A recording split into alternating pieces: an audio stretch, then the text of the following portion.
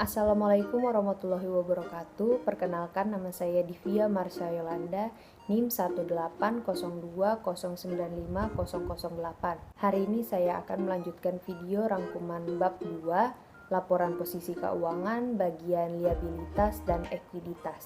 Liabilitas atau liabilities adalah klaim atas aset, dan liabilitas lancar atau current liabilities adalah liabilitas yang harus dipenuhi dalam waktu 1 tahun atau 1 siklus operasi, mencakup utang dagang, utang wesel, bagian lancar dari liabilitas jangka panjang, liabilitas akrual, pendapatan berupa utang di muka kepada pembeli untuk penyediaan barang atau unearned revenue, dan pajak tagihan.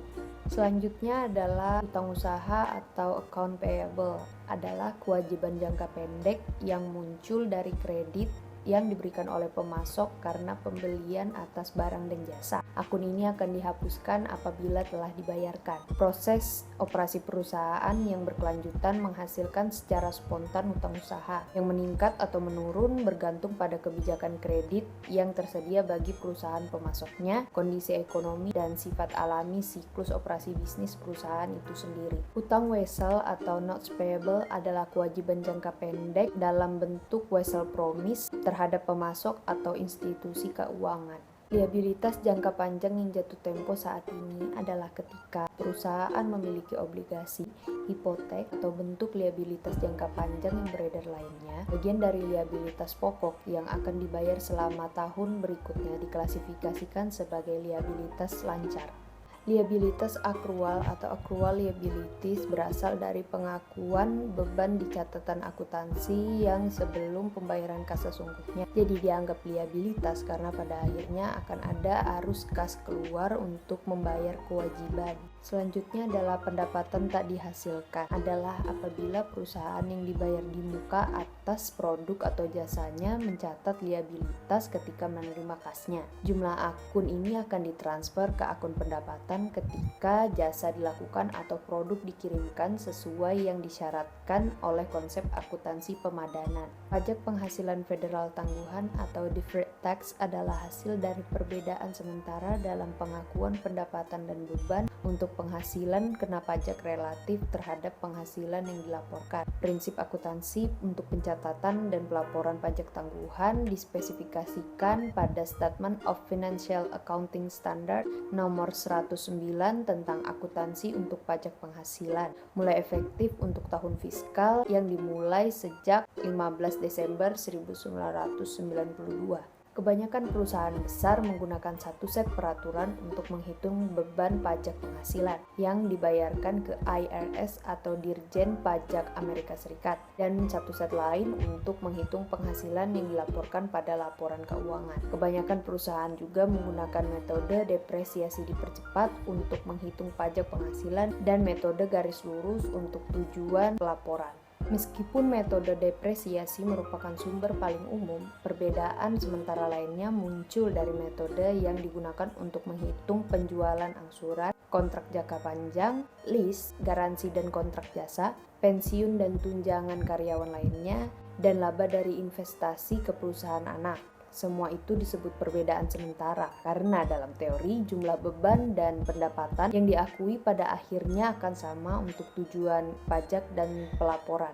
Akun pajak tangguhan merekonsiliasi perbedaan sementara pada pengakuan beban dan pendapatan untuk periode akuntansi kapanpun. Menurut FASB Statement nomor 109, perusahaan bisnis mengakui liabilitas pajak tangguhan untuk semua perbedaan, sementara kegiatan item itu menyebabkan penghasilan keuangan melampaui penghasilan kena pajak dengan harapan bahwa perbedaan ini akan diimbangi pada periode akuntansi pada masa mendatang. Cadangan penilaian digunakan untuk mengurangkan aset pajak tangguhan dari jumlah terrealisasi yang diharapkan ketika ditentukan bahwa akan lebih cenderung terjadi daripada tidak, bahwa beberapa aset pajak pajak tangguhan tersebut tidak akan terrealisasi. Pajak tangguhan dikelompokkan menjadi lancar dan tak lancar pada laporan posisi keuangan yang berkaitan dengan klasifikasi aset dan liabilitas yang terkait yang mendasari perbedaan sementara. Pada akhir periode akuntansi, perusahaan akan melaporkan satu jumlah lancar bersih dan lancar tak bersih, kecuali jika liabilitas dan aset dikaitkan ke komponen pembayaran sejak pajak yang berbeda pada tahun perusahaan itu atau ke jurisdiksi pajak yang berbeda. Jadi akun pajak tangguhan secara konsepsi dapat tampak pada laporan posisi keuangan bagian aset lancar, liabilitas lancar, aset tak lancar, dan liabilitas tak lancar. Liabilitas jangka panjang atau long term debt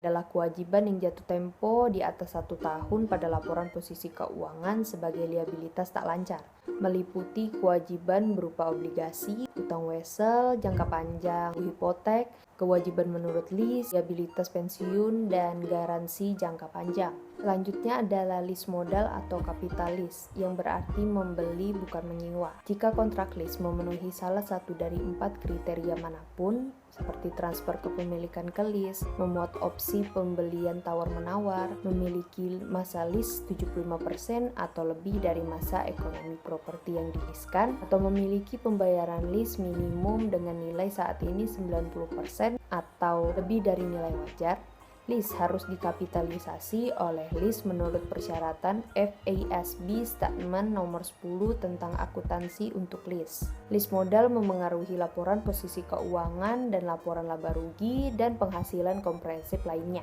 Pengungkapan tentang lease modal dapat ditemukan pada catatan atas laporan keuangan yang sering dituliskan pada catatan atas properti, pabrik, dan peralatan, dan catatan atas komitmen dan kontingensi. Aset liabilitas lain seperti pensiun dan kewajiban tunjangan pasca penghentian kerja dapat muncul pada bagian liabilitas di laporan posisi keuangan. Laporan ini mensyaratkan perusahaan mengungkapkan sebagai liabilitas pada laporan posisi keuangan kewajiban untuk membayar tagihan medis bagi karyawan yang berhenti dan pasangannya dengan menambahkan tunjangan masa depan yang dijanjikan sebagai bentuk kompensasi tangguhan. Selanjutnya ada sekuritas hibrida. Beberapa perusahaan memiliki saham preferen yang memadatkan untuk dapat ditembus atau mandatorily redeemable preferred stock yang beredar. Instrumen ini disebut saham preferen atau preferred stock. Tetapi perusahaan yang menerbitkannya harus menghentikan lembar saham ini pada tanggal tertentu di masa mendatang. Selanjutnya, ekuitas pemegang saham adalah kepentingan yang tersisa atas aset yang tetap ada setelah dikurangi liabilitas. Para pemegang saham biasa atau common stock biasanya tidak menerima pengembalian tetap, tetapi mempunyai hak suara yang sebanding dengan jumlah kepemilikannya. Dividen atas saham biasa biasanya dinyatakan menurut direksi dewan direktur perusahaan. Para pemegang saham mendapatkan manfaat dari kepemilikan saham melalui potensi apresiasi harga atau kebalikannya dapat terjadi apabila harga saham turun. Selanjutnya ada modal di setor tambahan. Akun ini menunjukkan jumlah yang dengannya harga jual asli lembar saham melebihi nilai pari. Lalu ada saldo laba atau retained earnings, adalah jumlah setiap dolar yang dihasilkan perusahaan sejak berdirinya dikurangi pembayaran apapun yang dibuat untuk para pemegang saham dalam bentuk kas atau dividen saham. Saldo laba jangan dikacaukan dengan kas atau sumber daya keuangan lain saat ini atau yang akan tersedia untuk memenuhi kewajiban keuangan, melainkan akun saldo laba merupakan ukuran atas semua laba yang tidak dibagikan. Untuk rumus saldo laba akan saya taruh di bawah sini.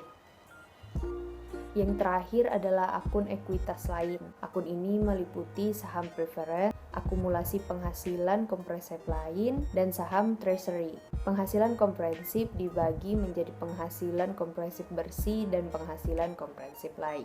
Sekian penjelasan saya tentang sedikit rangkuman bab 2 laporan posisi keuangan dari buku Memahami Laporan Keuangan edisi ke-9. Kurang lebihnya mohon maaf. Terima kasih. Wassalamualaikum warahmatullahi wabarakatuh.